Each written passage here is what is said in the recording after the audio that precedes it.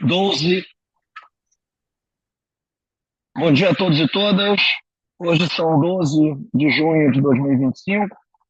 Estamos aqui na nossa roda de conversa acadêmica, nosso evento tradicional aqui do Grupo de Pesquisa em Escola, Esporte e Cultura.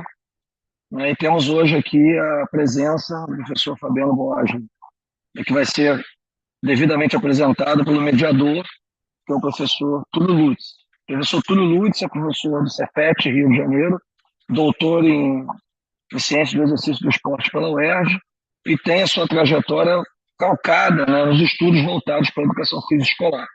Então, a mediação do evento de hoje foi direcionada ao professor Túlio pela sua expertise no assunto e por ser um pesquisador que já tem trajetória já longa nesse tipo de pesquisa. Além disso, o nosso encontro ele tem se mostrado cada vez mais eficiente no sentido de trazer pessoas dos mais variados campos, tanto do Brasil como do mundo, pessoas que têm contribuído para essa construção do conhecimento, tanto para os membros do grupo, como para os convidados, né, que sempre acabam tornando o nosso evento mais agradável e mais interessante. Convido a todos que estão aqui para conhecerem o nosso Instagram, é o @gpesc, e também o nosso site www.gpesc.com.br. Ali você consegue acompanhar o que a gente tem feito, inclusive participar e se inscrever nas nossas rodas de conversa, que são mensais e podem ser, inclusive, acompanhadas posteriormente pelo nosso YouTube, Formação GPESC, onde as rodas são colocadas e podem ser assistidas no tempo que vocês desejarem. Agradeço a presença do professor Fabiano, que de pronto já aceitou o nosso convite. É um pesquisador importante da área e vai nos agraciar aqui com esse conhecimento. Ao longo do evento, por favor, fiquem atentos no chat, que vai ser colocado um formulário para que vocês possam preencher, dando a opinião de vocês sobre o evento e também gerando um certificado que vai ser entregue posteriormente. Tá legal? Obrigado a presença de todos mais uma vez. Agradecer a professora Ana Carolina que abriu a nossa sala, tem dado suporte a todo o processo aqui. E agradecer ao Túlio também por ter aceitado esse desafio. Tá bom? Obrigado, Túlio. Agora é contigo. Tamo juntos. Obrigado, Silvio. Bom dia, gente. Com muita alegria a gente realiza mais uma roda de conversa acadêmica, né, promovido pelo Grupo de Pesquisa em Escola, Esporte e Cultura, que é o GPESC, que é vinculado aos programas de pós-graduação da Universidade do Estado do Rio de Janeiro, da Universidade Federal do Rio de Janeiro também. Então, nos últimos anos, a gente tem recebido, ao menos de forma bimestral, professores e pesquisadores importantes do campo da educação física e da educação, atuantes no Brasil, na América Latina, também na Europa. Apenas como alguns exemplos, a gente já teve conosco Walter Bratt, Katia Rubio, sociólogo francês David Le Breton e o pesquisador argentino Eduardo Galac, né, dentre muitos outros. Então, essas rodas de conversa elas foram todas gravadas, estão disponíveis nas nossas redes sociais, né? E hoje a gente tem o prazer de receber o professor pós-doutor Fabiano Boschi, que é professor da Escola de Educação Física da Universidade Federal do Rio Grande do Sul, é professor permanente do Programa de Pós-Graduação em Ciências do Movimento Humano, com atuação na linha de pesquisa, formação de professores e prática pedagógica da mesma universidade. Então, é um professor e um pesquisador muito experiente, né, muito conhecido, atuante e muito envolvido com a educação física escolar. E a temática a ser abordada hoje é por que é importante pensar em uma educação física escolar inspirada em Paulo Freire. Então, o professor Fabiano, ele se dedica aos estudos e reflexões sobre Paulo Freire, sobre educação e sobre educação física há pelo menos 30 anos, né? Sempre refletindo sobre práticas pedagógicas que podem ser outras, né? Isto é, práticas que podem ser diferentes daquelas que vimos durante muito tempo e práticas libertadoras, tá?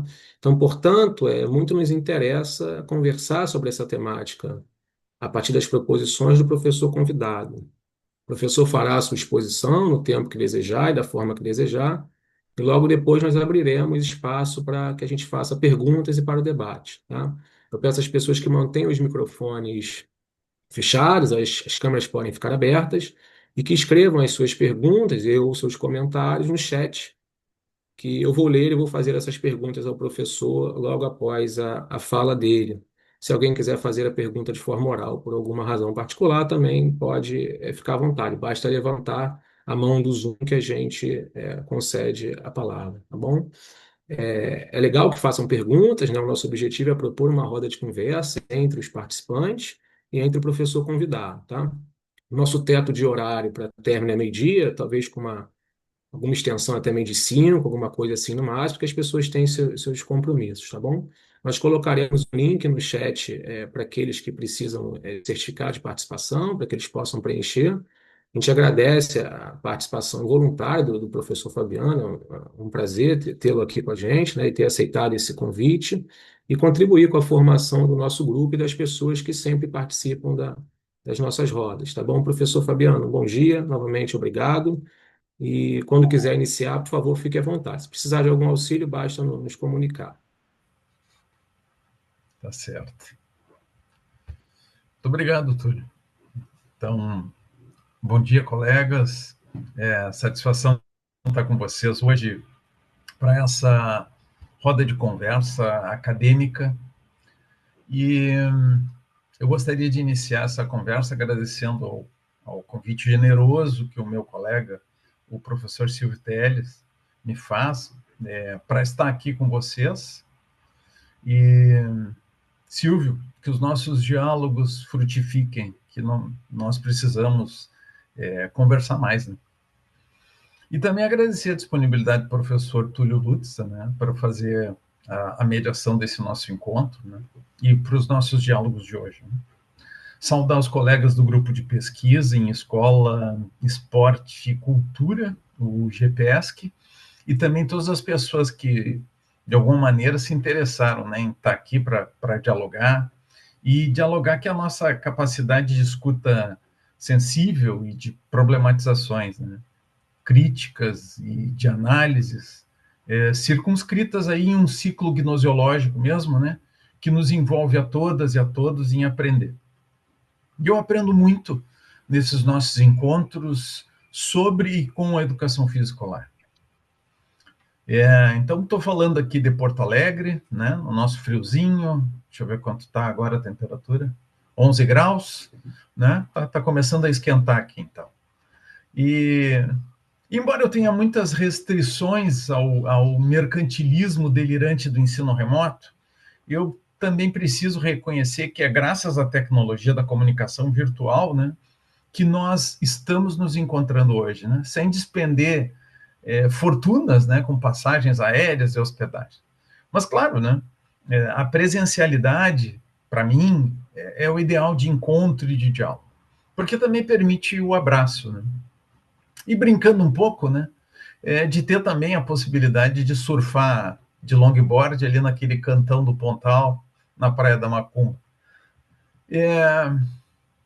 Túlio, para além da apresentação da plataforma Lattes, né, eu gostaria de acrescentar que eu sou o Fabiano Boasli, que é professor de Educação Física, que é coordenador dos cursos de graduação da Exefid da URGS, da licenciatura e do bacharelado, professor das disciplinas de Fundamentos da Educação Física, da Educação de Jovens e Adultos, e de estágio de docência da Educação Física da Educação de Jovens e Adultos. E também de uma outra disciplina que é Esporte e Surf. Que meus temas de interesse no campo da educação física, né, é a educação física escolar e mais especificamente, a compreensão sobre a aproximação da educação física escolar com o pensamento, com as obras, com a vida do Paulo Freire.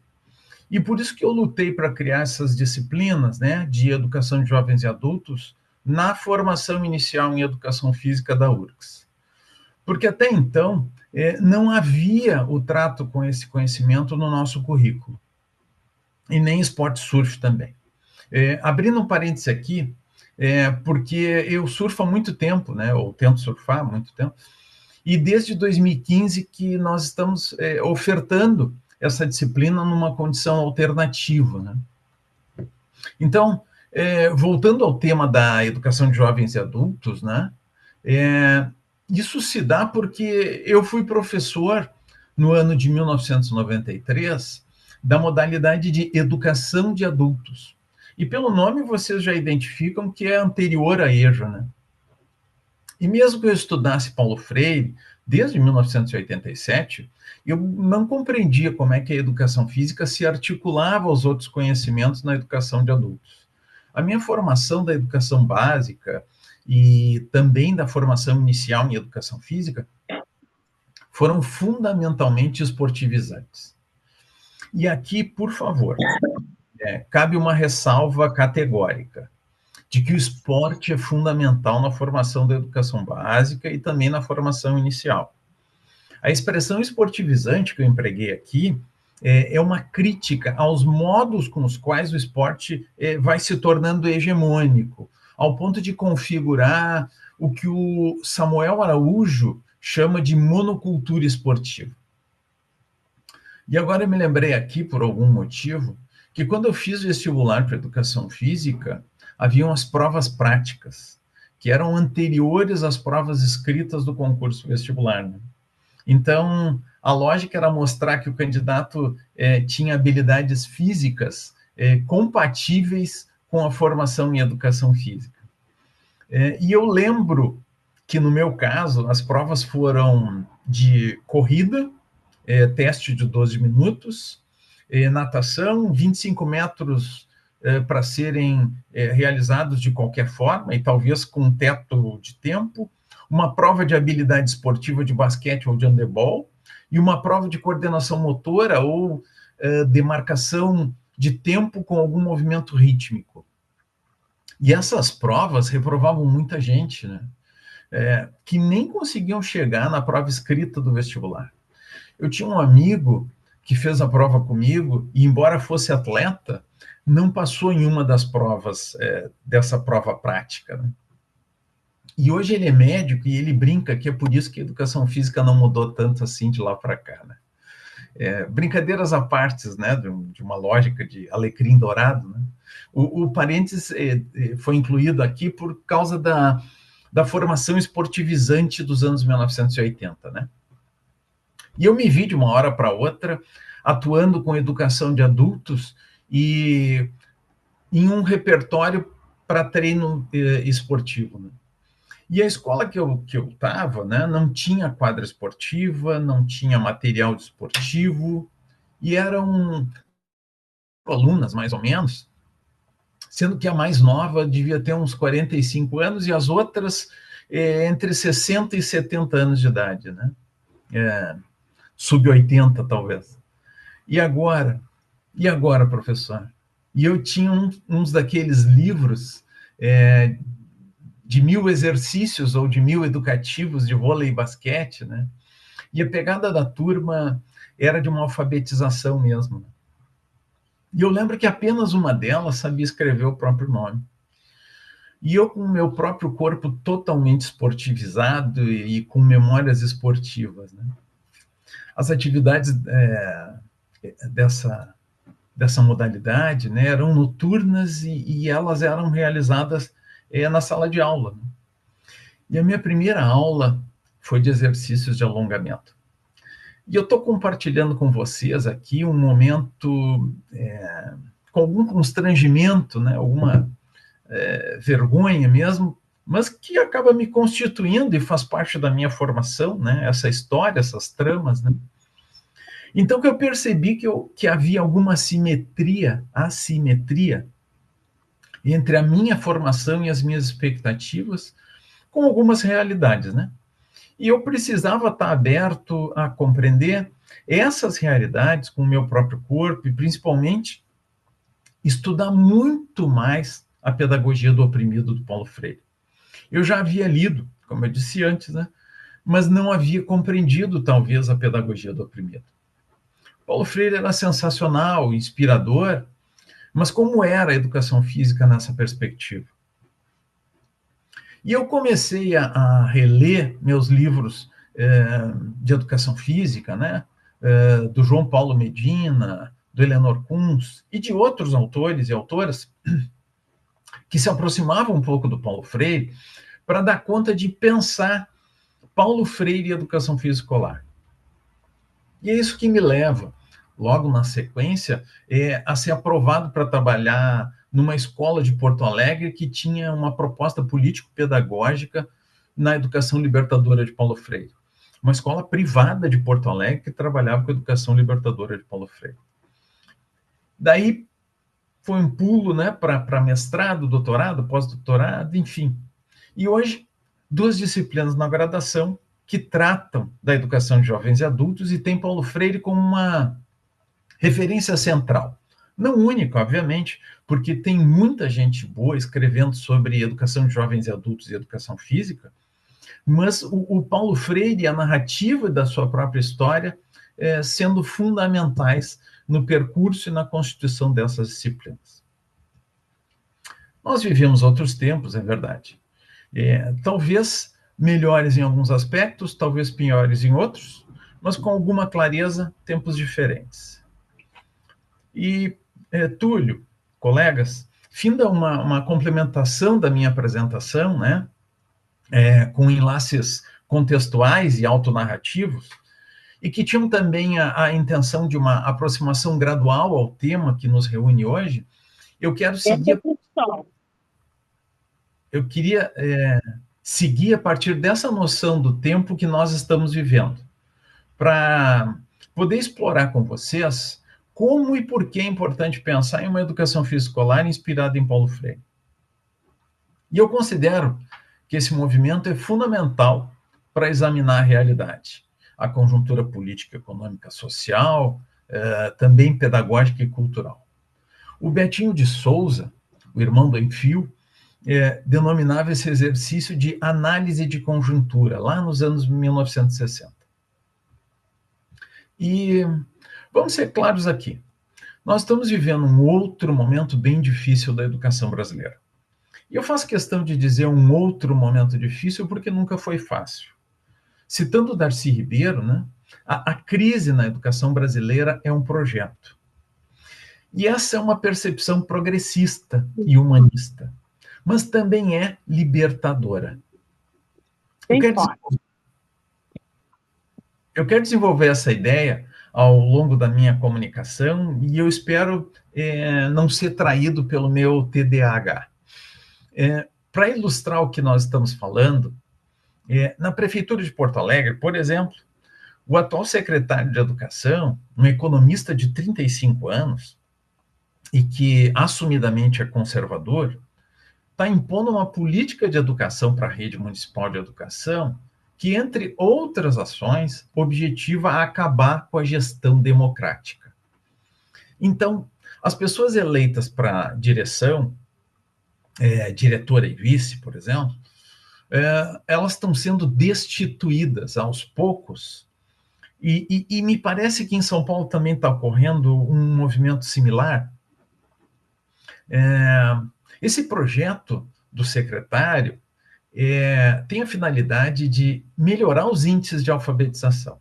E, para isso, ele parte do princípio de que a escolarização nas 100 escolas deve acontecer pelo imperativo poder da caneta de secretário.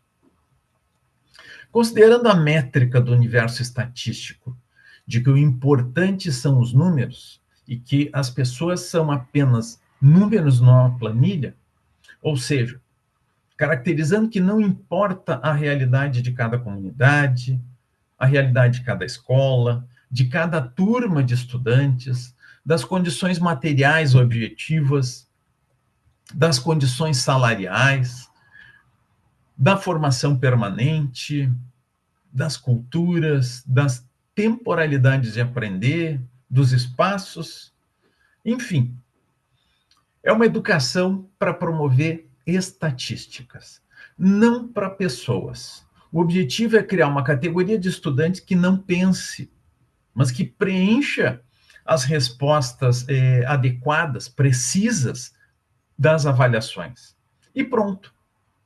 Nós criamos uma educação reborn. E para uma educação reborn, que forma crianças reborn, precisamos de professores que não pensem também. Pronto de novo. Temos os professores reborn. Brincadeiras à parte, pessoal. o assunto é sério e grave. Nós estamos falando de uma construção histórica de opressão pela educação. O retrocesso civilizador, que é patrocinado por uma epidemia de conservadorismo em nível global, tem encontrado nas avaliações internacionais uma forma de controle pela educação. E é pelo ranqueamento e não pelas aprendizagens que são pautadas as políticas neoliberais para a educação. Vão se criando mecanismos de poder e de controle para que a educação, seja em nível de educação básica, seja em nível de graduação ou de pós-graduação, que representam interesses que são externos à própria atividade, mas que também servem para determinar o lugar de cada uma e de cada um na engrenagem social. Por exemplo, da Base Nacional Comum Curricular, passando pelas diretrizes curriculares nacionais e resoluções do Conselho Nacional de Educação, pela CAPES, enfim, por políticas públicas de educação que têm servido aos interesses de uma sociedade em um muito veloz processo de privatizações. E desse jeito, pessoal, os significados atribuídos à ciência, ao conhecimento, à pesquisa, ao conhecimento e ao currículo, eles são representativos de ideologias que são dominantes e que têm afastado cada dia mais as políticas de acesso ao conhecimento do povo brasileiro. A BNCC, por exemplo, um currículo nacional. Para que precisamos de um currículo nacional? De um currículo que estabelece os conteúdos, e vou abrir um parêntese, conteúdo é retrocesso, porque constitui o léxico da pedagogia tradicional, de um currículo, então, que estabelece os conteúdos e códigos específicos que devem ser trabalhados. As professoras e os professores devem registrar o código trabalhado. Ou seja, em 2025, nós retrocedemos a um modelo de uma pedagogia tradicional que tem exercido controle sobre as professoras e os professores, e que vão reduzindo aí o caráter de autonomia do trabalho docente a um mero ofício de reprodutores e de executores do que deve ser ensinado. Tem um sociólogo chamado Barrington Moore Jr., que criou uma expressão que é modernização conservadora. Essa expressão ele criou para caracterizar o crescimento econômico que almejava ser modernizador, mas que manteve estruturas rígidas do Estado.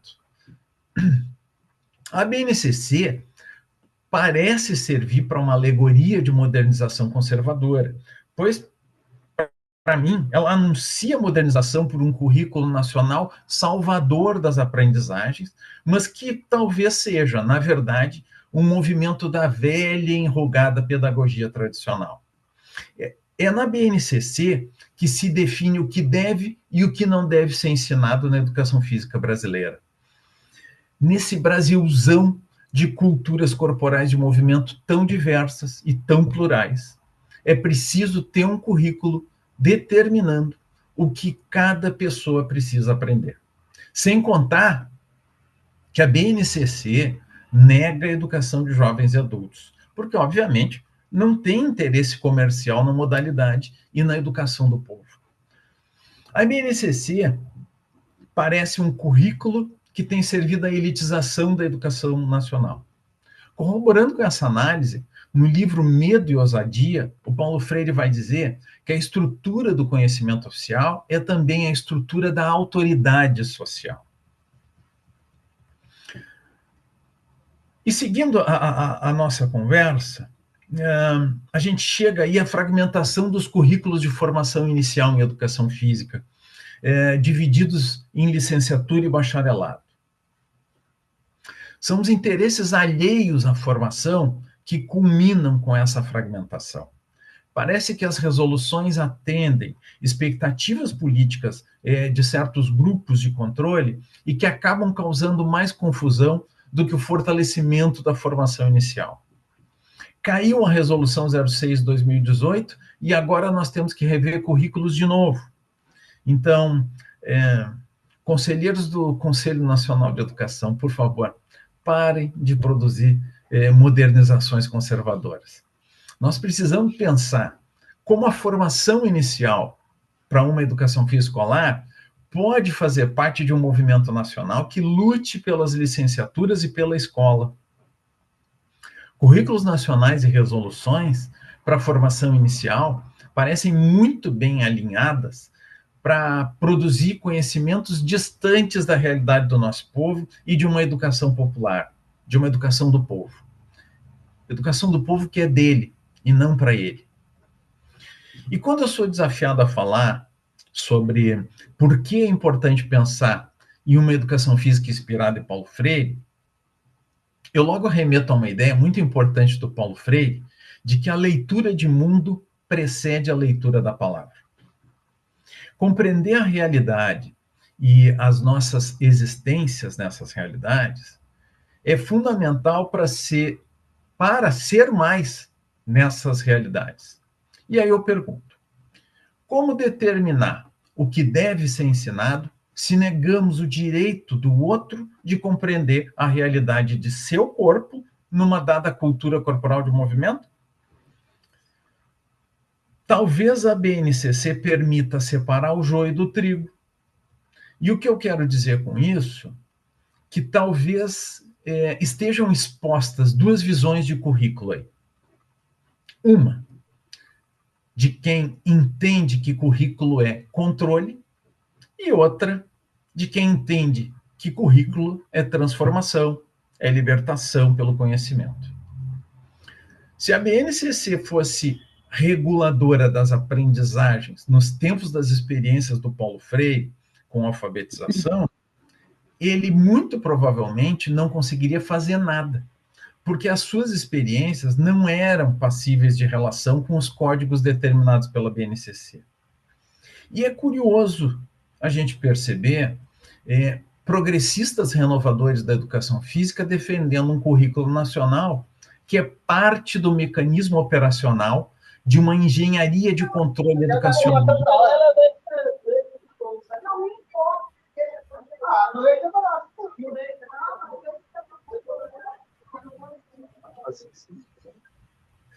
Deu uma pequena interferência.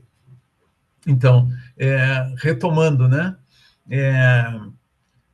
Essa ideia da defesa de um currículo nacional que é parte de um mecanismo operacional da engenharia de controle educacional das avaliações internacionais.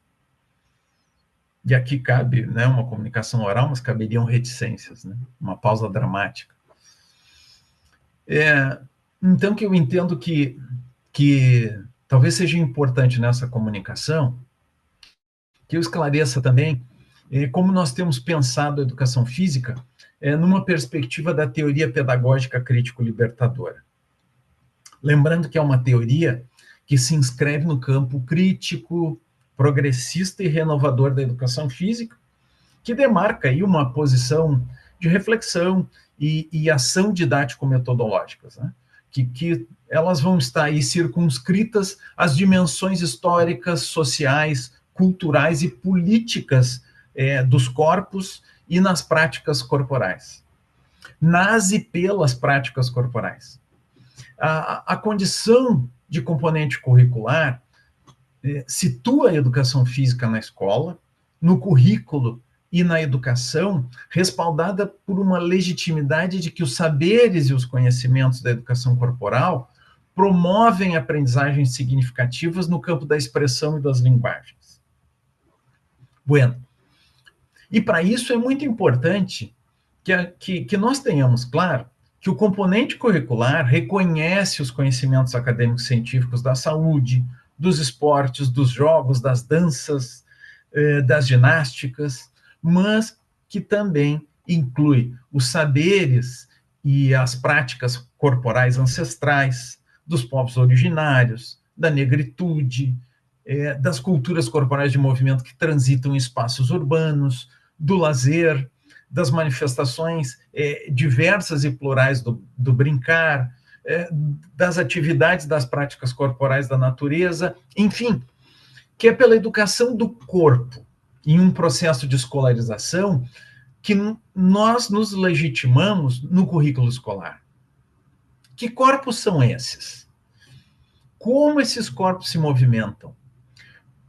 Quais significados e quais experiências têm sido exploradas por esses corpos nas suas realidades? Quais experiências culturais e pedagógicas têm implicado e produzido significados nos corpos? E por último, e não menos importante,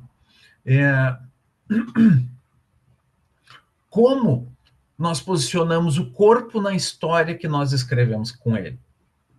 E aí tem algo muito valioso, que é reconhecer, e eu estou me repetindo para conferir sentido, é muito importante reconhecer os conhecimentos acumulados pela ciência, tanto quanto os saberes e conhecimentos produzidos nas culturas populares, e por formas outras de pensar a cultura corporal de movimento. Como, por exemplo, por uma ontoepisteme. E não entendo que a condição existencial proposta por uma ontoepisteme seja antagônica a uma epistemologia. Pelo contrário, eu entendo que, de modo complementar, transitam e se manifestam em suas particularidades e significam as condições pelas quais um corpo produz posicionamento político de si mesmo com o mundo e com os outros, né? Então, a teoria pedagógica crítico-libertadora, ela opera pela pedagogia do oprimido do Paulo Freire. E quem já leu a Pedagogia do Oprimido sabe que se trata de um livro que demanda alguma complexidade teórica, mas que também se apresenta numa condição experiencial do próprio corpo do Paulo Freire, em um processo narrativo, crítico-reflexivo. Para o Paulo Freire, a superação de uma consciência ingênua para uma consciência crítica e transformadora é fundamental. Tem aí, obviamente, a compreensão de que o corpo carece de uma permanente e inacabada necessidade de posicionamento político na história. Então, a consciência de si com o mundo passa a ser fundamental. Compreender as experiências e as práticas corporais na realidade específica, realidade que é social, é cultural, é política, é econômica, se torna imprescindível.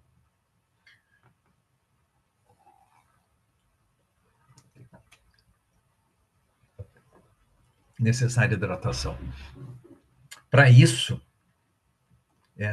o Paulo Freire narrou, no livro Pedagogia do Oprimido, o seu entendimento de como ela funciona, o que ela é.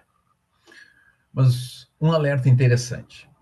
Paulo Freire nunca afirmou e nem defendeu que se tratava de um método,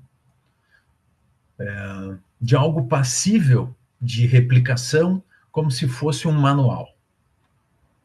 A nossa herança de outras epistemologias parece sempre nos remeter a um reducionismo didático-metodológico da pergunta: então, como é que se faz uma aula nessa teoria pedagógica? E eu repito e insisto, cuidado com a casca de banana.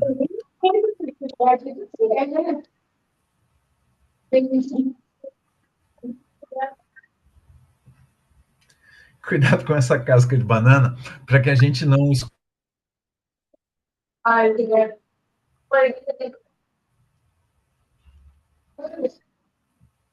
O nosso posicionamento e a nossa filiação no campo da educação física escolar, ele é crítico, ele é progressista e ele é renovador. Uma renovação ainda em curso, porque a educação corporal dominante ainda ocorre pela racionalidade didático-metodológica tradicional.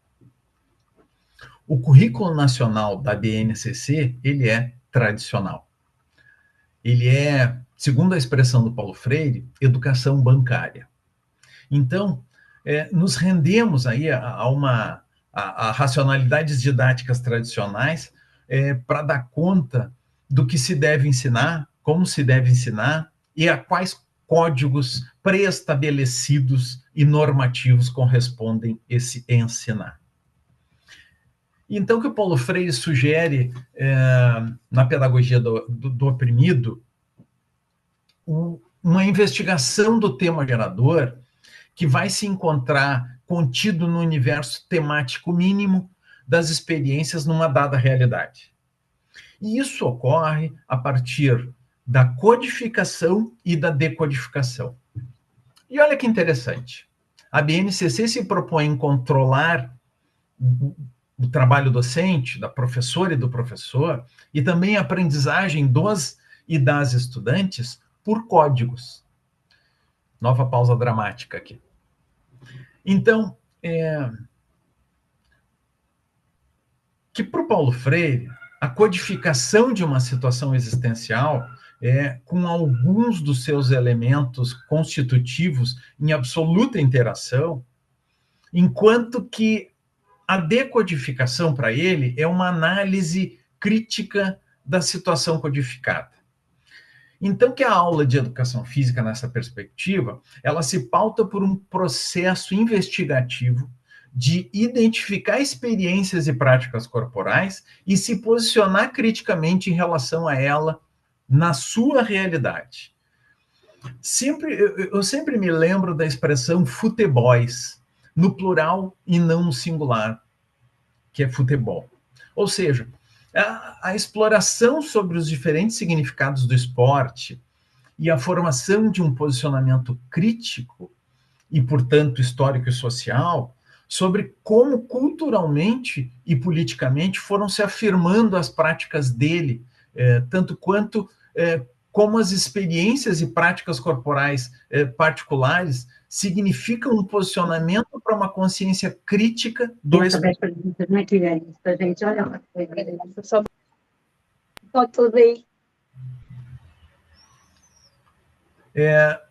O Paulo Freire emprega uma expressão que é corpo consciente para demarcar a experiência existencial em relação ao mundo, em relação à realidade do mundo, que se dá pela consciência crítica das manifestações e representações que têm configurado as experiências e práticas corporais que estão inscritas aí na história, né?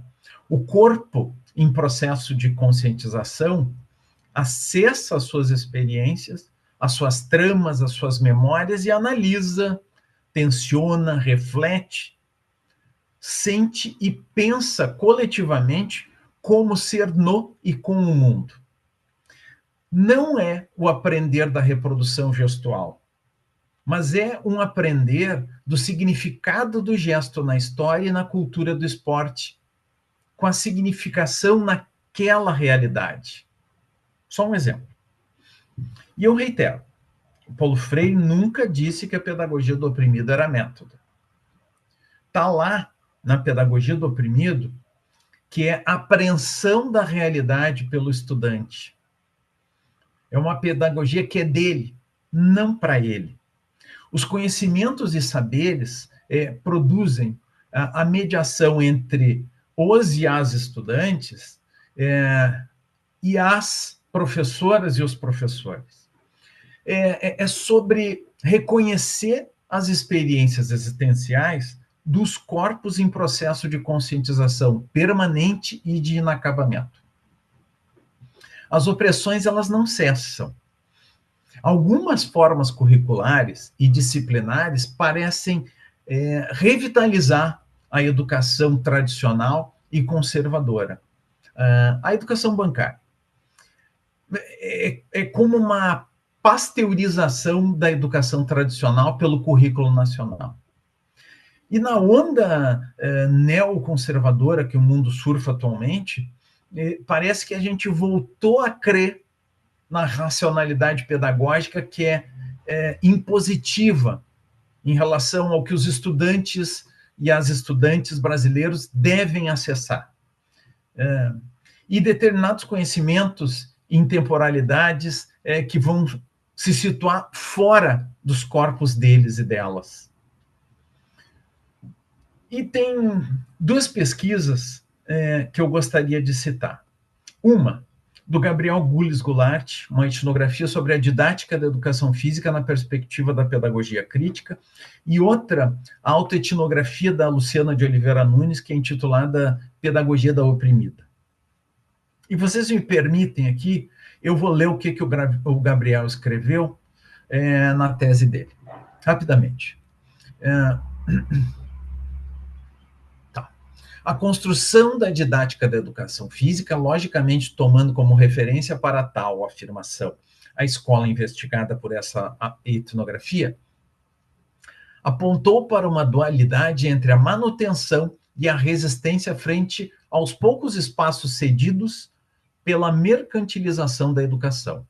Ao que parece, o acriticismo tem sido o alvo dessa lógica. O resultado? A replicação da lógica bancária de educação interpretadas a partir dos elementos e significados simbólicos e concretos colhidos ao longo do ano letivo de 2023 na escola investigada. A compra, dita nestes termos justamente com o intuito de reforçar a noção de mercado, a compra de materiais didáticos que pouco ou mesmo não dialogam com a realidade concreta nas escolas, o desmanche de um plano de formação continuada dos professores, o deboche de componentes curriculares sendo lecionados por professores sem formação específica, professor de educação física assumindo o ensino religioso e outras atividades, vão, um a um, cerceando a capacidade crítica dos professores se indignarem com os avanços neoliberais. Mais uma vez, não é intenção deste estudo fazer uma denúncia sobre as condições de trabalho dos professores, mas muito mais o movimento de lançar luz para a condição de vítima do professor nessa luta de Davi contra Golias. O professor é um sujeito cansado, acometido por inúmeros compromissos administrativos assumidos desde uma pandemia, mas que ainda promove o seu esgotamento. O preenchimento todo online dos diários de classe, habilidades e competências, conceitos, são exemplos de mais essa atribuição. Novamente, estamos diante de uma ameaça. Não estou afirmando que a crítica não mais tem espaço na didática dos professores de educação física da escola, mas muito mais buscando fazer a denúncia de que enquanto o professor busca resistir às sucessivas imposições oriundas de políticas verticais estabelecidas no campo da educação no Brasil, a lógica de um processo mecanizado e que pouco se preocupa em si, a deles passa para uma reflexão dos sujeitos relacionados com a prática educativa, vai criando raízes nas aulas do componente curricular. Eu gosto demais da produção da consciência crítica que é produzida na pesquisa científica. E tanto também Oprimida, da Luciana de Oliveira Nunes, né, que foi indicada à premiação pela banca, mas que esbarrou no critério de produtividade científica.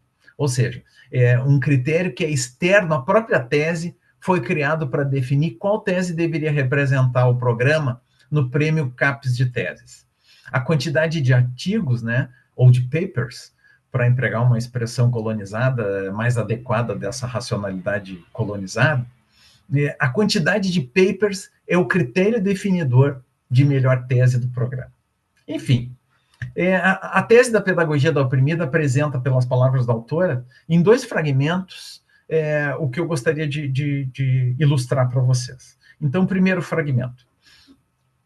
Então, diz a Luciana, lembrando que ela fez uma autoetnografia, então que eu me encontrei com as ideias de Paulo Freire, e foi na leitura atenta e rigorosa de suas obras que me reconheci oprimida, tanto quanto opressora. O mergulho apaixonado na leitura da Pedagogia do Oprimido de Paulo Freire e o reconhecimento da dualidade opressora-oprimida me desacomodavam ao mesmo tempo que me instigavam no sentido de querer viver a experiência de libertação. Eu queria viver, na minha prática educativa, uma educação física diferente da que me ensinaram. Uma educação física que fizesse sentido para aquelas crianças, aqueles estudantes que vivem uma realidade miserável, violenta e desumana. E o segundo fragmento é Pedagogia da Oprimida, enquanto experiência de libertação, na medida em que confronta um aprender mecânico, e aí o enlace lá com a tese do Gabriel anterior, que fala da didática mecânica. Então, na medida em que confronta um aprender mecânico verticalizado e opressor, imposto pelo sistema, tanto quanto desafia formas pré-estabelecidas de se fazer ciência, limitadoras da subjetividade, da emocionalidade, da criatividade, da humanidade. É experiência de libertação e de posicionamento político, porque me permitiu apresentar a perspectiva experiencial vivida no corpo e com o corpo como materialidade, de um referencial teórico-metodológico. Na mesma medida em que me desafiou a produzir um documento transgressor em forma de narrativas autoetnográficas, autobiográficas, mobilizadoras de um conhecimento de si. É experiência de libertação e ato de amorosidade revolucionária, porque possibilitou que crianças do segundo ano do ensino fundamental protagonizassem a autoria e a apresentação de um livro sobre a experiência do seu brincar. É libertação e ato de amorosidade revolucionária, porque no diálogo honesto com um estudante, em que a radicalidade manifestada na crítica de mim mesma horizontalizou nossas formas de aprender e ensinar. É experiência de libertação e posicionamento político, porque, ao identificar o transitar de uma consciência ingênua para uma consciência crítica, decido romper, confrontar, dialogar, criar e recriar. Aprender é posicionamento político, é experiência de libertação e é ato de amorosidade revolucionária, porque apesar de todas as adversidades do sistema, apesar do esgotamento e da falta de condições materiais e espaciais, apesar de toda a miserabilidade, vulnerabilidade e desumanização, apesar do medo de transgredir e do medo da liberdade, nos possibilita acordar, rever, existir, ser mais.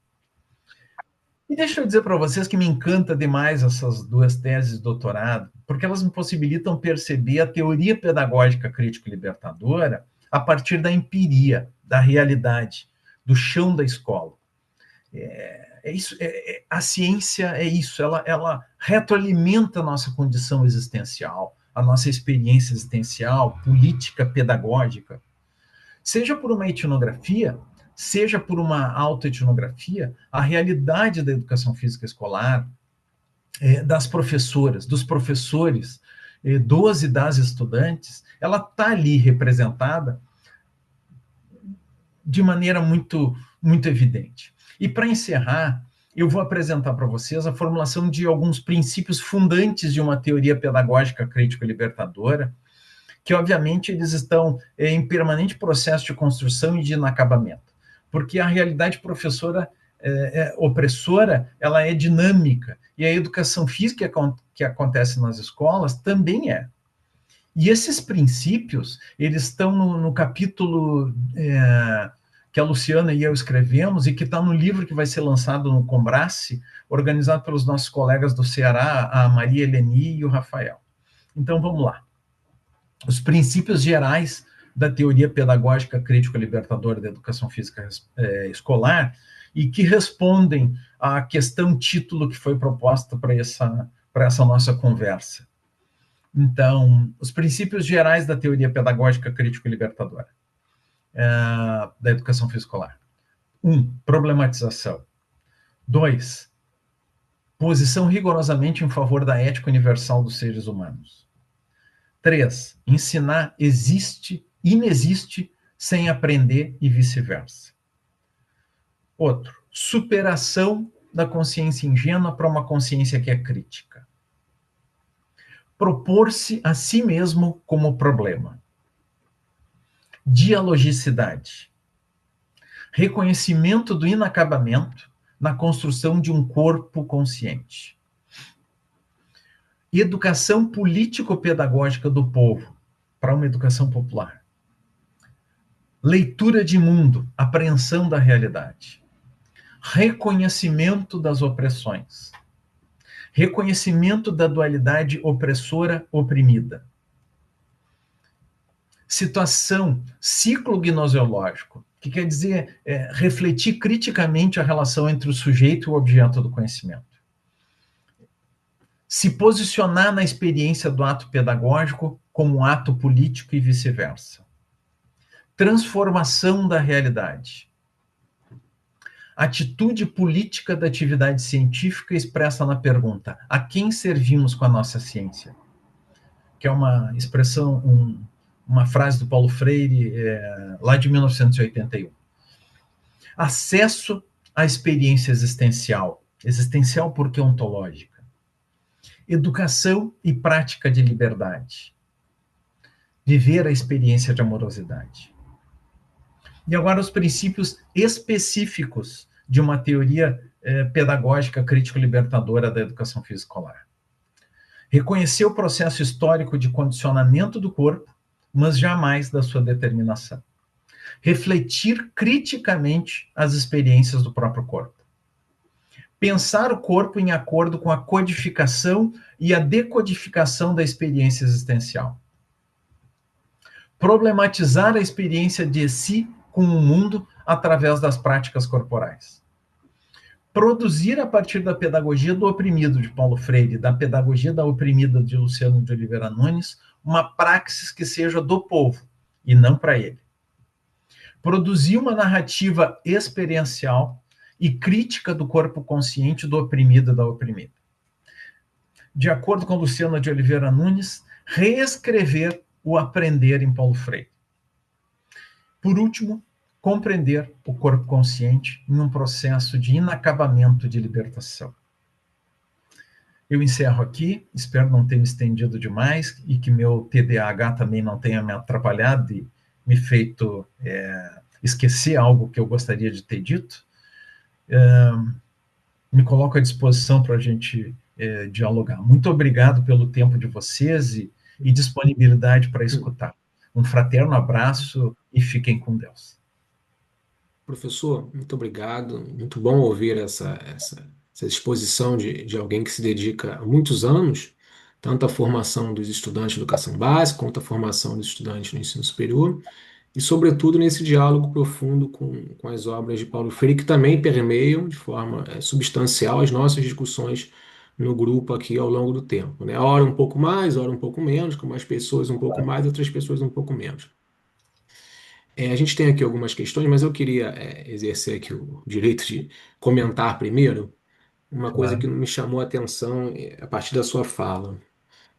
Nós produzimos um livro aqui no grupo, caso você ainda não tenha, eu lhe enviar depois um PDF, mas a gente entrega pessoalmente no Combrace, caso todos nós estejamos lá.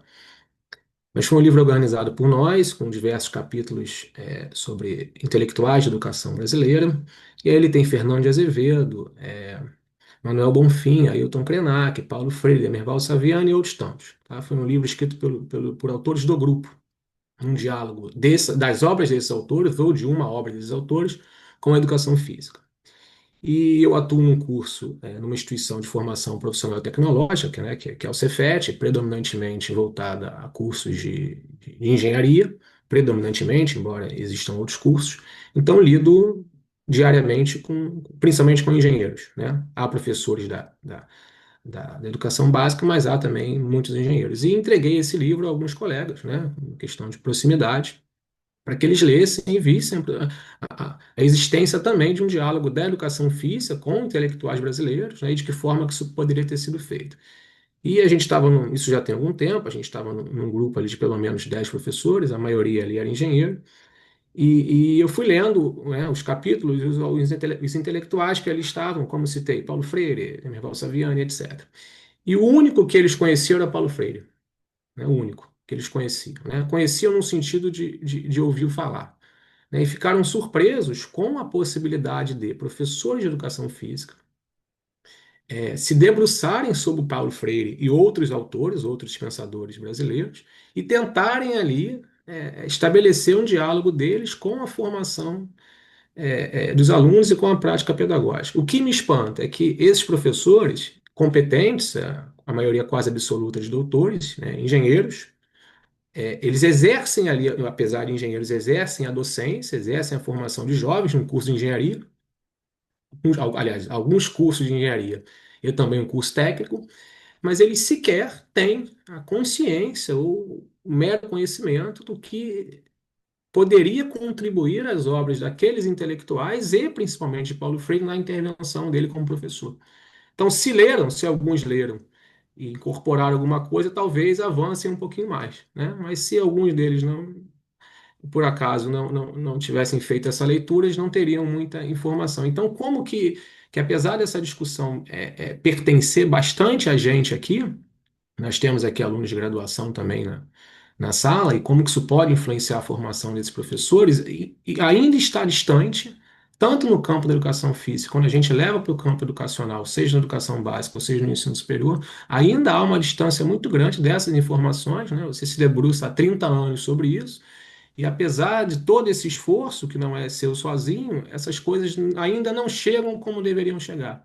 E sem dúvida, né, há um déficit, né, um atraso e uma perda significativa daquilo que a gente poderia levar esses alunos, seja na educação básica ou seja no ensino superior, dessas propostas de Paulo Freire. Porque não me resta dúvida de que um professor no curso de engenharia, que lida com jovens, a gente recebe alunos lá com 18, 19 anos, num curso de engenharia que vão sair dali com 23, 24, 25 anos.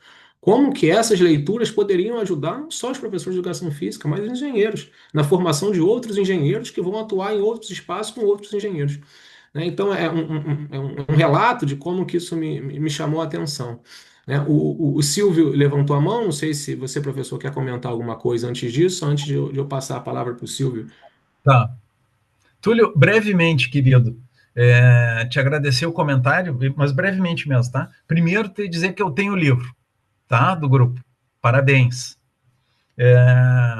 Eu gosto muito das produções de vocês, gosto muito das produções que o Silvio vem fazendo, e dentro do possível das nossas possibilidades temporais, né, a gente se esforça bastante em ler.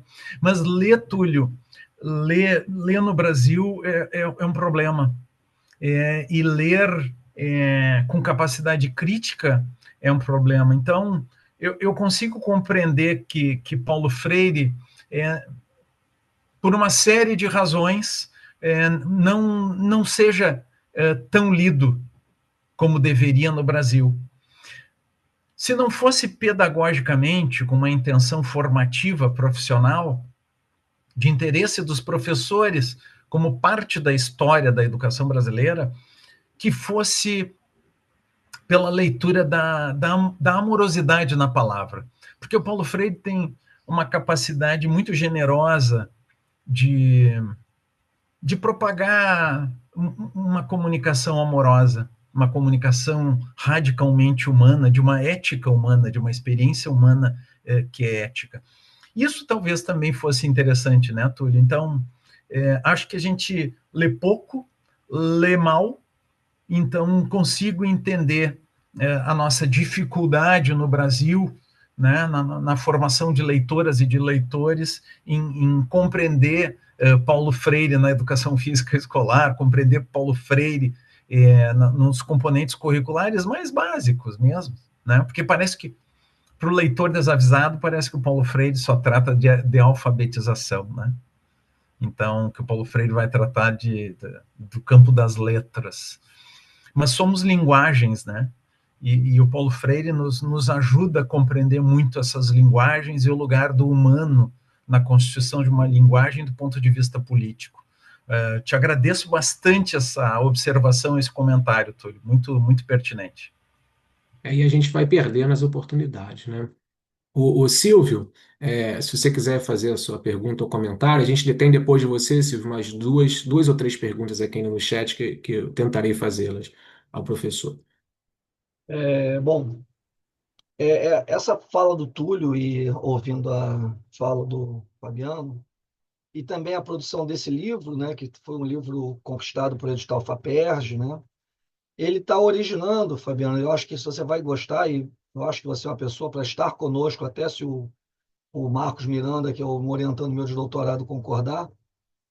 A tese do Marcos é uma tese que a gente vem elaborando a partir do próprio livro, de uma coisa que me perturba já há algum tempo, sobre o apagamento das produções de intelectuais brasileiros na educação física.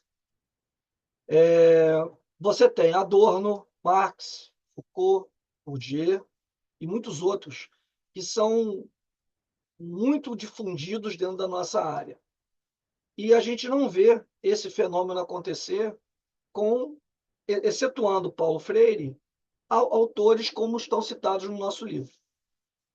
E a gente vai fazer uma investigação, primeiro para tentar comprovar, o Marcos está debruçado nesse período agora, pegando a revista Movimento, que eu acho que é emblemática em termos de produção na área sociocultural e pedagógica, pegando todas as referências dos últimos, sei lá, 20, 30 anos, talvez mais, 40 anos, só as referências, e percebendo onde aparecem em percentual os autores originários, né, autores brasileiros. Após essa pesquisa do Marcos, a gente vai comprovar a hipótese, né, que eu acredito que seja, do apagamento desses pensadores e onde nós nos colocamos nesse apagamento, excetuando você, claro. Então, porque você atesta essa busca pelo Paulo Freire. Eu me coloco no Bourdieu, me coloco como também vilão desse processo. Então, acho que vai ser uma contribuição que o Marcos Miranda, está aqui presente, vai dar à academia brasileira, como se fosse um tapa de luva de pelica, tentando comprovar que nós, por nós mesmos, não produzimos o que nós mesmos construímos em termos de conhecimento. Então, eu acho que vai ser uma contribuição interessante e eu acho que é um desdobramento desse livro e, inclusive, a sua própria presença aqui já foi uma tentativa dessa busca de divulgar essa produção, né, de autores, por exemplo, eu conversando até com o Maldonado, e não é uma crítica, é uma constatação, você pega os autores do currículo cultural, e também não é uma crítica, mas são todos radicados internacionais.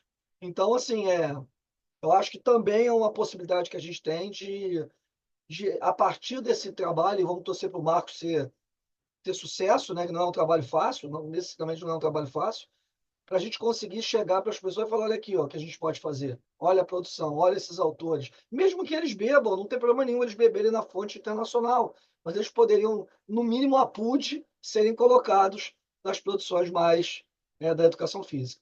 Então fica aqui esse comentário para tornar o nosso encontro também marcante em relação a essa produção que o Marcos foi fazendo.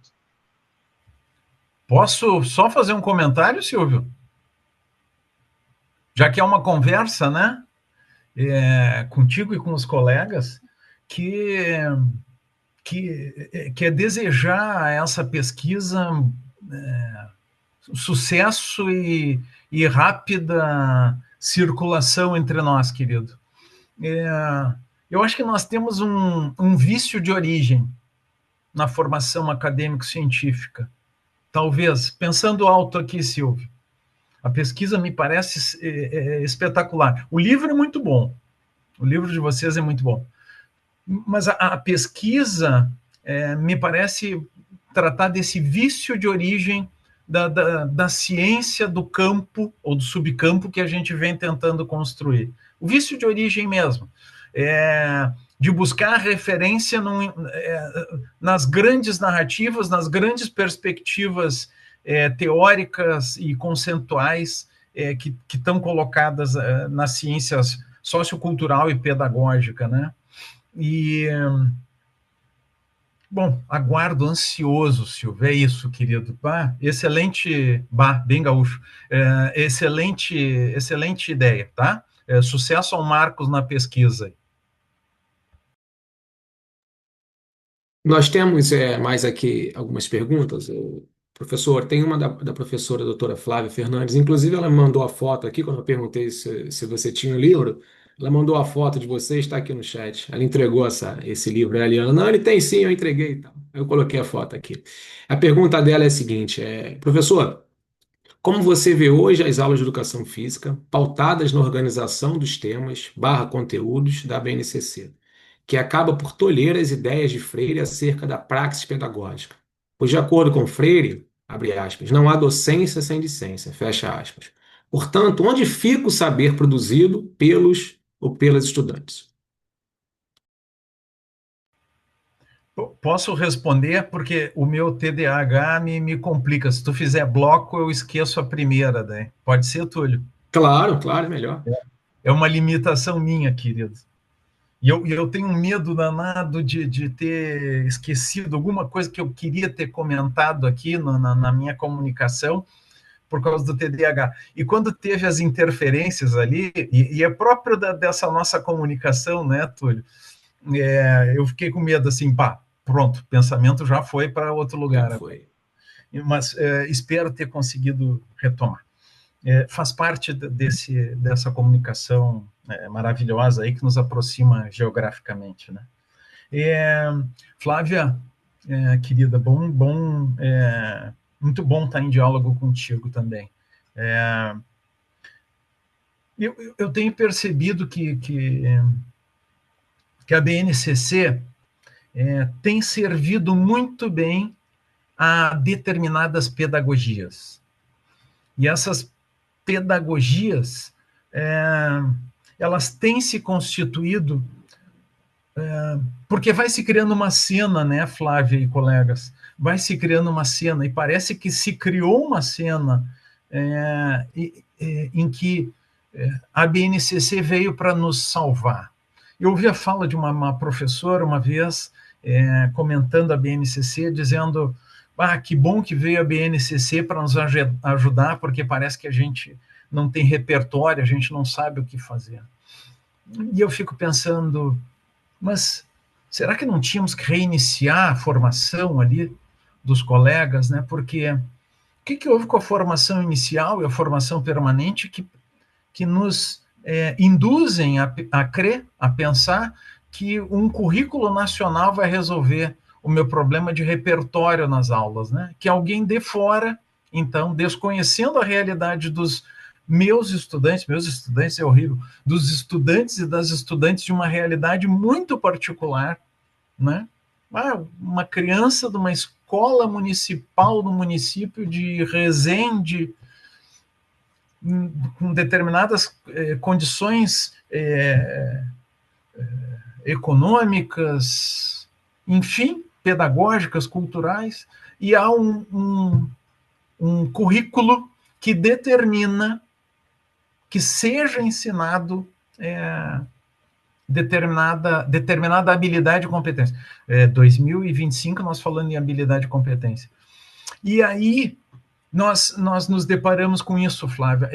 É uma pedagogia da acomodação ao modo tradicional. Eu vou me acomodando e dependendo cada vez mais do modo bancário. Eu passo a ser um sujeito que deposita, que transmite o conhecimento, os saberes da educação física que devem ser ensinados. E isso, lá pelas tantas, desconsidera absolutamente o corpo e as aprendizagens do corpo que uma criança, um jovem, um adulto, um idoso está submetido na realidade da escolarização, porque nega a sua cultura, nega a sua possibilidade de ler o mundo com o corpo, uma coisa que é fantástica. Então a criança está lá no seu universo da sua casa, do seu bairro, da sua vila, do lugar onde mora, e ela brinca, ela corre, ela pula amarelinha, ela joga, ela brinca de diversas formas, ela pedala, ela joga bolinha de gude, e quando ela chega na escola, alguém diz para ela: não, agora o teu corpo tem que aprender isso. O teu corpo tem que aprender isso. Então, Flávia, o que o currículo nacional e o que a intencionalidade pedagógica do currículo nacional tem promovido, para usar uma expressão do Silvio aqui, interessante, que eu achei, o apagamento, né? Ele usou no outro contexto, mas o que tem promovido nesse currículo é o apagamento da capacidade crítica de aprender com o mundo. Então, nós cada vez menos vamos aprendendo com as práticas corporais, e saberes que transitam e podem ir para dentro da escola com uma riqueza da cultura particular e não da cultura global, né? Espero ter respondido, Flávia, senão a gente conversa em outro momento. Obrigado, professor. A professora Ana Carolina deseja fazer uma pergunta de forma oral. Ana, Túlio, tem uma pergunta do Marcos, pode dar o lugar a ele, né? Que ele estava na minha frente. Não sei nem se tá ele bom. prefere perguntar oralmente, né? É. Marcos, quer falar ou quer que eu leia? Não, pode ler melhor, que senão eu falo Hum, demais. tá bom. A vontade e desejo são duas, né? Vou ler aqui de forma separada. A vontade e desejo no campo da educação física e da educação para radicalização ou para acomodação política na conjuntura atual. Essa é a primeira. A segunda, se há condições para uma radicalização, onde estão esses movimentos na educação física e na educação? E tem mais uma pergunta, vamos ver se dá para juntar as três. Dele ainda. Como apontar direções para uma radicalização na conjuntura atual?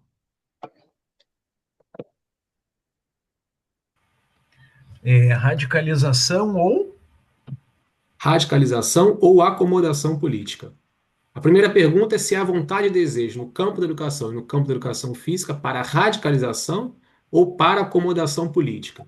E a Eu, segunda é sou- se eu, há. eu fiz a pergunta a partir da introdução lá que o Paulo Freire faz nesse livro da Pedagogia do Primeiro. Eu até coloquei a citação anterior, se eu não leu para ele, talvez contextualize.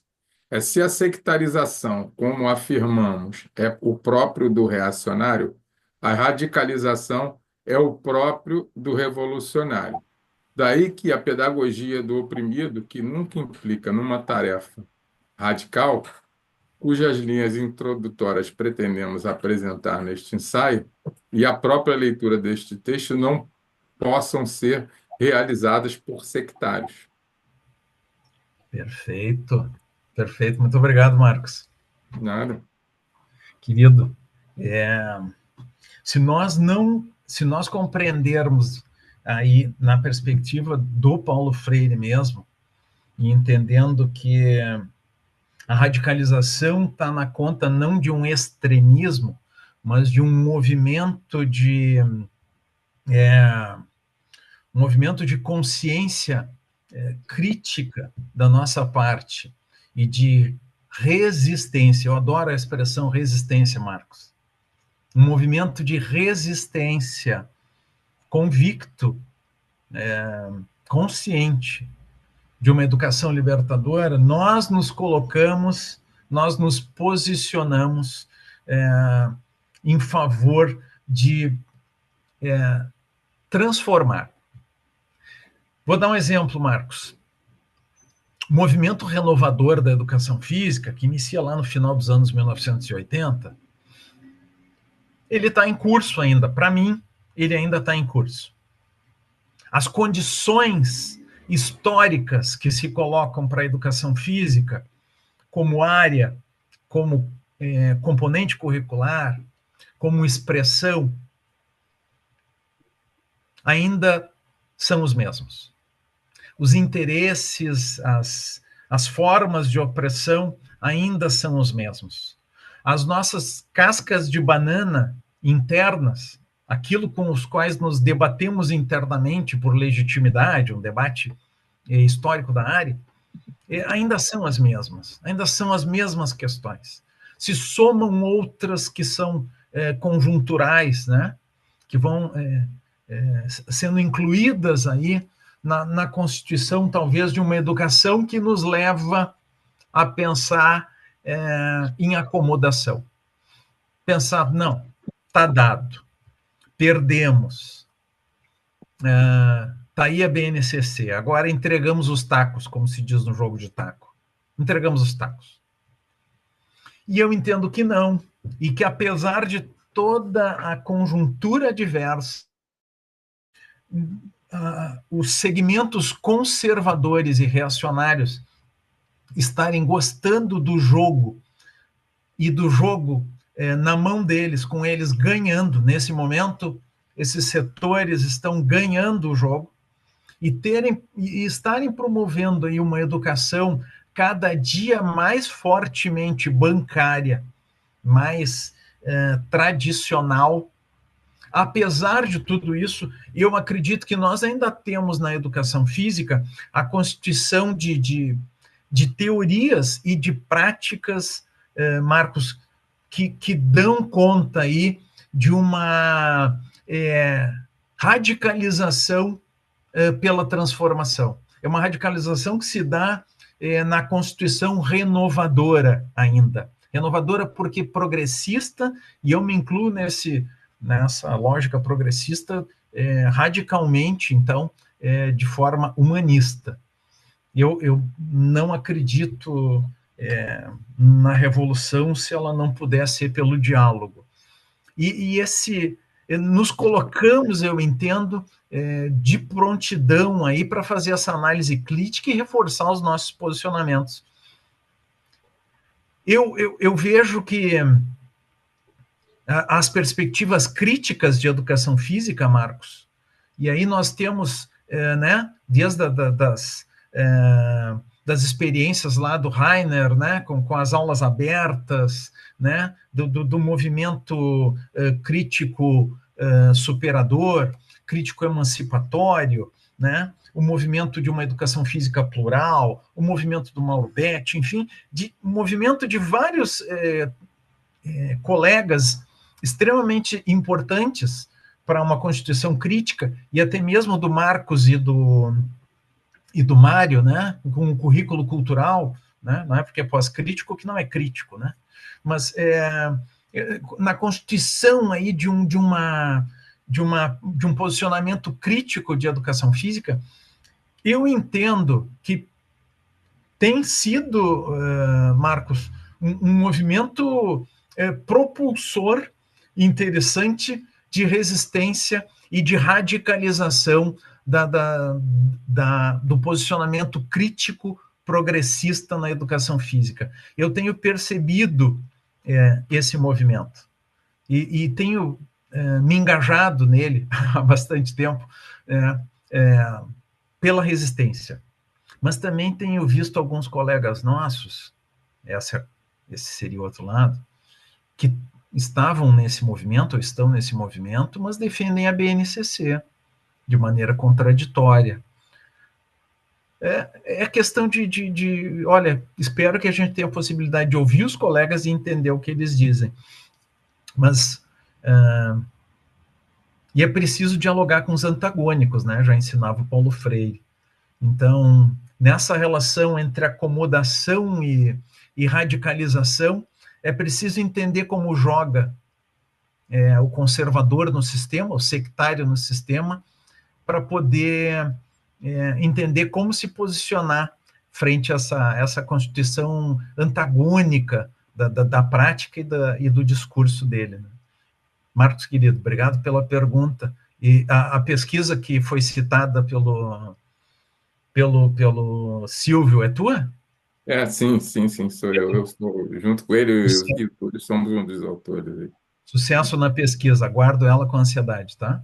Ok, obrigado. Nós teríamos assunto aqui para pelo menos mais umas 2, 3 horas, né? Mas estamos chegando próximo do nosso horário, né? Até porque há um combinado e as pessoas têm seus compromissos. A Ana ainda deseja fazer uma pergunta. Ana, por favor. Será bem rapidinho, né? Até em função do horário. Professor, primeiro parabenizar pela sua arguição, né? Foi muito boa a sua palestra.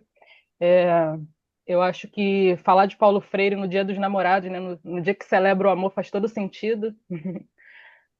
Tenho muita admiração por toda a obra do Paulo Freire, inclusive o capítulo que o Túlio mencionou foi escrito por mim e por duas colegas do grupo. A Flávia está aqui conosco hoje e a Ana Cláudia.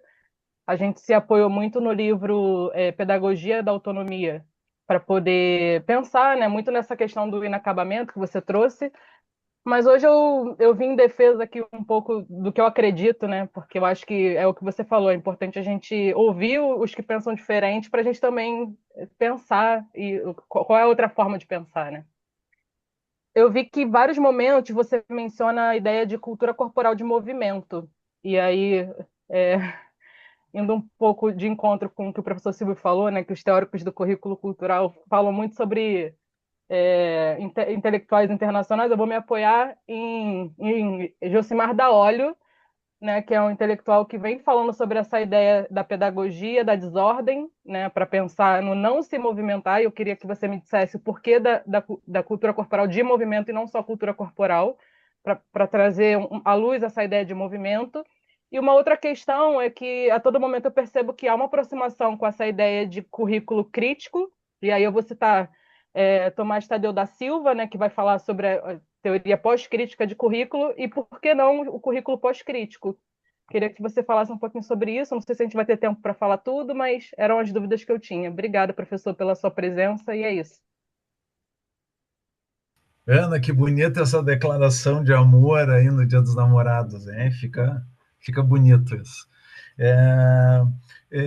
Túlio, se eu não conseguir responder as perguntas dos colegas, passa meu e-mail, o meu contato de WhatsApp, daí os colegas me acionam e a gente segue dialogando e conversando, pode ser? Claro. Tá. Então, Ana, querida, sim, li teu texto, óbvio, né? Quando nos conhecemos, acho que foi ano passado, né, Ana? Ali naquele evento, aí no maravilhoso Rio de Janeiro. Li o texto, gostei muito. Eu gosto muito de ler quando as pessoas escrevem sobre Paulo Freire, e as pessoas têm escrito muito bem sobre ele na nossa área. Tenho gostado muito. Então, parabéns, querida. Porque cultura corporal de movimento, né? Tu sabe que eu estou coordenador dos cursos de graduação, né, da URGS, né, de Educação Física, licenciatura e bacharelado. E tem um colega da comissão de graduação que é de outro campo, e que bom que é, né? Mas ele entende que o nosso objeto, Ana, que o nosso objeto, ele está no movimento.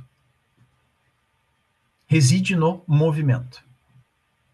E aí a ideia é de uma pedagogia do movimento, ou de uma ciência do movimento, para ser mais claro.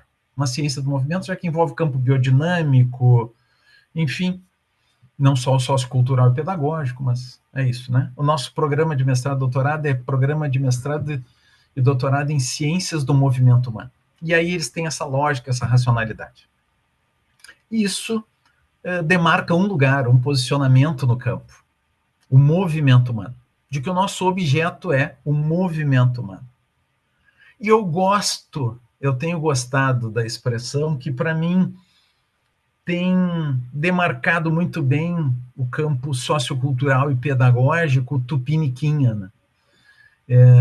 Muito nosso, muito brasileiro, com o corpo do brasileiro, que inclui a cultura, que inclui o corpo e que inclui o movimento. Eu não penso as expressões dissociadas, mas a constituição aí do nosso objeto de conhecimento que remete, que implica organicamente o corpo, que vai para a escola, na cultura, numa compreensão de si mesmo, de corpo e de movimento. Não consigo pensar os três em separado, e não consigo pensar só o movimento, e não consigo pensar só a cultura corporal, e não consigo pensar somente... Claro que eu acho que eu até falo, né, da educação corporal, né? Mas a educação corporal que eu me remeto é a educação corporal entendida numa acepção mais ampla, né, que inclui a cultura e o movimento, que inclui esses aspectos pedagógicos da cultura e do movimento.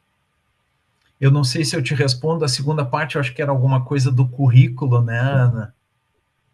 Sobre a teoria pós-crítica, né? Vocês se apoiam na crítico libertadora, vocês se apoiam na teoria crítica de currículo. E por que não as teorias pós-críticas?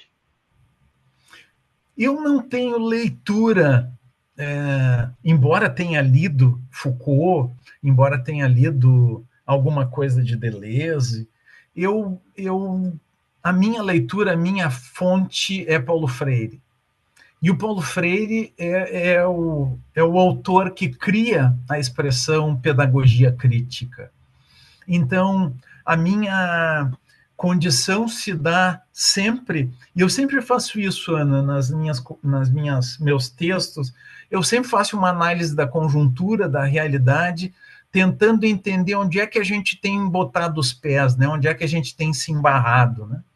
Então, a escola, como instituição social, ela está imersa num macrosistema sociopolítico, econômico. Então, sempre tem uma relação de tensionamento com a sociedade, né, com o Estado, né, com as relações econômicas que vão acabar interferindo na escola. Né? A gente está vendo isso hoje de um modo lamentável, né?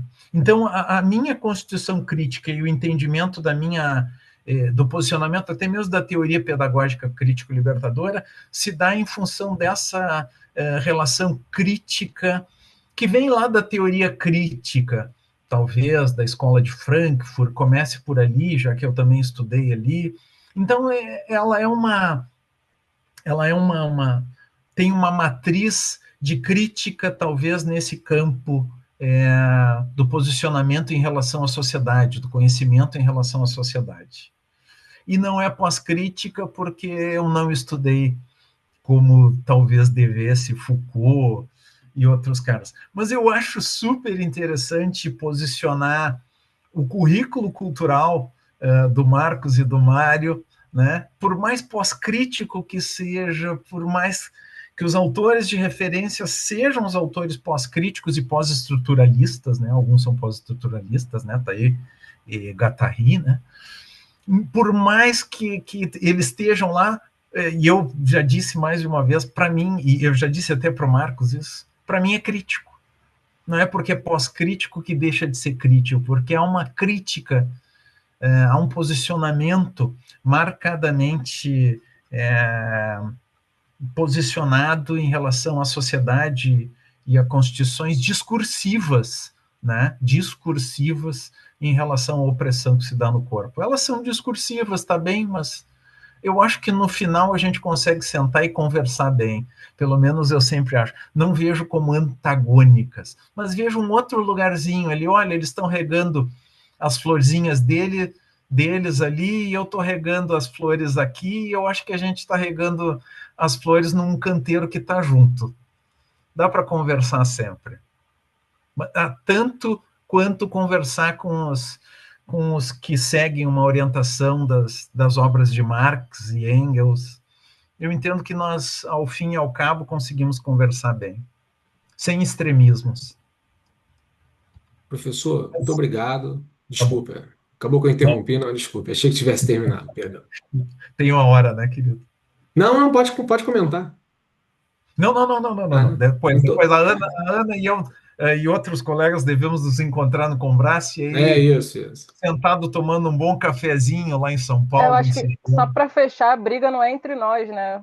Tem outras coisas muito mais graves aí para a gente criar resistência.